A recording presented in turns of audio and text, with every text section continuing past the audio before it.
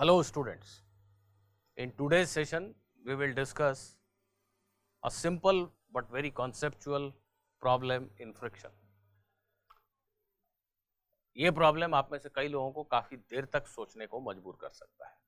आइए मैं पहले आपको प्रॉब्लम बता दूं और प्रॉब्लम सुनते ही वीडियो को लाइक कर देना और खुद से ट्राई कर लेना प्रॉब्लम को, उसके बाद मेरे सॉल्यूशन को देखना। Horizontal force that a boy can apply on a stack of books is 120 Newton. आपके लाइब्रेरी में कई सारे बुक्स हैं और आप सभी बुक्स को ऐसे एक साथ पकड़ के शिफ्ट करना चाहते हो, ऐसे उठाना चाहते हो। कई सारे बुक्स हैं यहाँ पे, है ना। There is a stack of books, कई सारे बुक्स हैं और आप जो हॉरिजॉन्टल फोर्स लगा सकते हो इस स्टैक ऑफ बुक्स के ऊपर वो 120 न्यूटन का है दोनों एंड पे। Static coefficient of friction between hand and the book is 0.6 and between any two book is 0.4। दो बुक के बीच का कोफिशिएंट ऑफ फ्रिक्शन 0.4 है और आपके हाथ और बुक के बीच का कोफिशिएंट ऑफ फ्रिक्शन 0.6 है। Mass of each book is 960 gram, 0.96 kg। Small G की value 10 metre per second square ही लेनी है। What is the maximum number of books that the boy can lift in one stack? एक साथ कितने books को वो उठा सकता है? क्वेश्चन को समझ गए तो खुद से जरूर ट्राई कीजिए। यहां पे सबसे पहले अगर हम ये सोचें कि ये जो स्टैक ऑफ बुक्स है ये एक ही ऑब्जेक्ट है, एक ब्लॉक है ऐसा मान लो,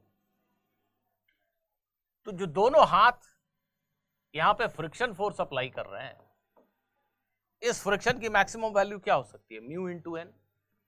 जो नॉर्मल फोर्स है हाथ और बुक के बीच का वो 120 न्यूटन है और कोफिशिएंट ऑफ फ्रिक्शन 0.6 है। ठीक, सो दिस इज 72 न्यूटन। 72 और 72 मिलके नेट अपवर्ड फोर्स हो गया 144 न्यूटन।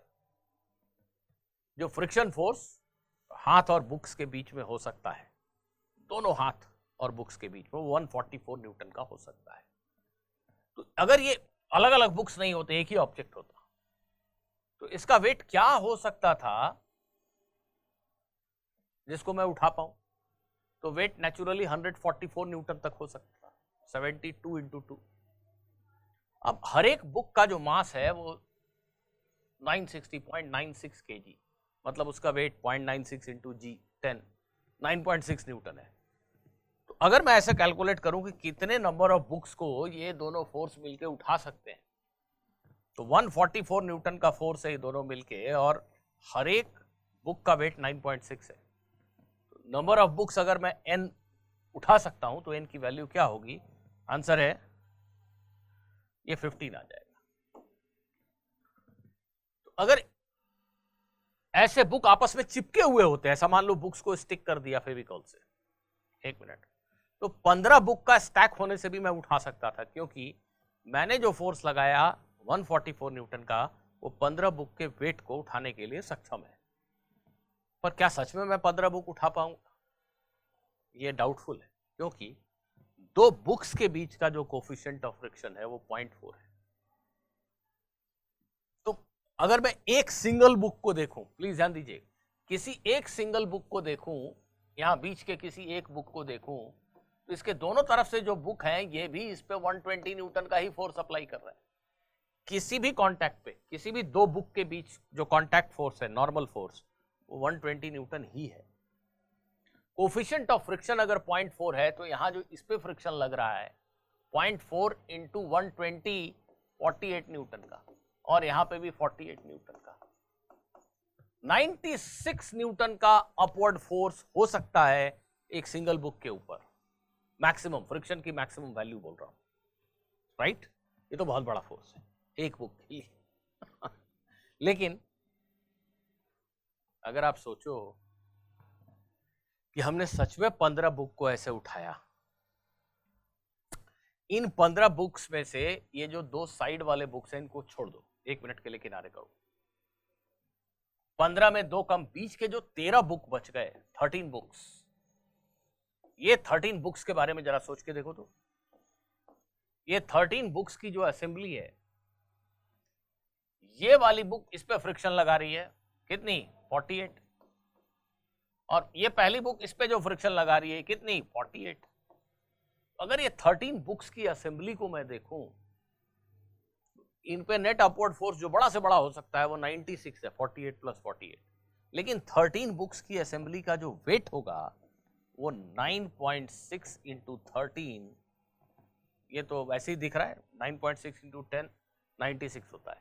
ये 48 96 न्यूटन का जो अपवर्ड फ्रिक्शन है, ये इस पूरे स्टैक के वेट को बैलेंस नहीं कर सकता, ये बड़ा हो गया उससे।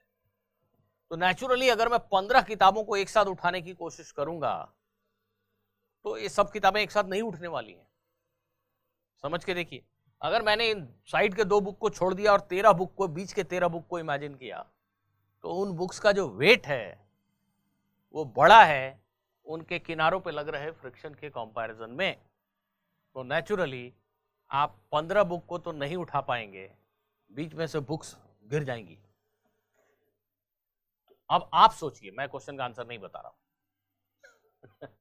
अब आप सोचिए कि मैक्सिमम कितने बुक्स को आप इस तरीके से उठा सकते हैं।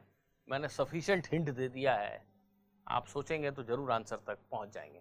कमेंट सेक्शन में आंसर लिख के बताइए, 1-2 दिन के बाद मैं कमेंट में सही आंसर लिख के बताऊंगा। तब तक आप सभी लोग ट्राई कीजिए और वीडियो को लाइक करना मत भूलिए, दूसरों के साथ शेयर करना मत भूलिए। ये क्वेश्चन है जिस पे कुछ समय जरूर बिताइए, आपको कुछ तो इनसाइट्स मिलेंगे, थोड़ा इंट्यूटिव वर्किंग करने की आदत पड़ेगी। चलिए मिलते हैं अगले वीडियो में किसी और बात के साथ, किसी और क्वेश्चन के साथ, कुछ और कॉन्सेप्ट्स के साथ। Good bye.